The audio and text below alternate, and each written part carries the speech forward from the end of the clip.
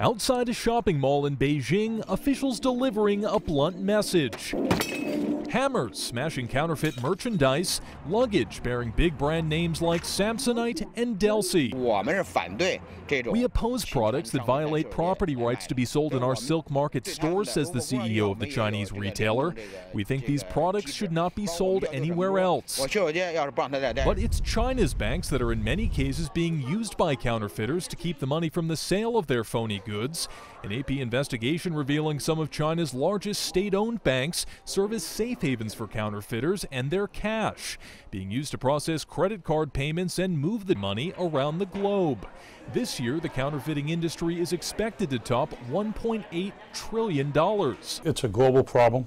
It's a significant problem. Bob Barchese is the president of the International Anti-Counterfeiting Coalition, which represents a number of businesses affected by counterfeiting.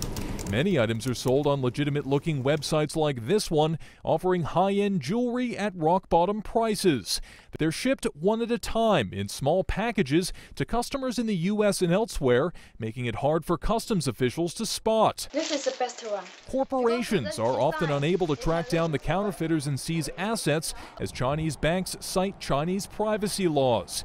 In one case, a Chinese bank froze a counterfeiter's money to pay the legal fees it incurred to fight Chinese attempts by U.S. banks to obtain information about the accounts. So those banks, in turn, although they know that these are high-risk merchants, because they make a higher profit by taking on those merchants, they take that risk to facilitate those e-commerce transactions. In a statement, the Bank of China said that U.S. lawsuits had put it in a, quote, impossible position, caught between U.S. court orders that compel the bank to freeze, turn over, or disclose information, and Chinese law, which requires the bank not to freeze or turn over accounts in China. Luxury brands Tiffany and Gucci now fighting the Bank of China and others to hand over counterfeiters' data and cash.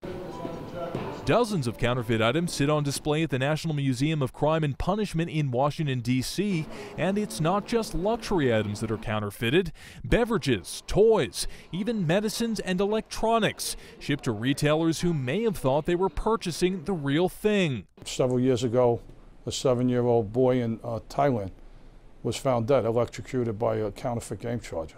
I don't think the parents bought the game charger knowing it was counterfeit. According to the UK Trading Standards Institute, that boy is Connor O'Keefe, a British citizen. He was killed after parents purchased the charger while on vacation, not knowing the device was counterfeit.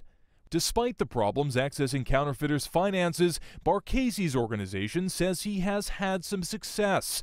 It helped shut down nearly 5,000 accounts linked to more than 200,000 websites selling counterfeit goods. Robert Bumstead, Associated Press.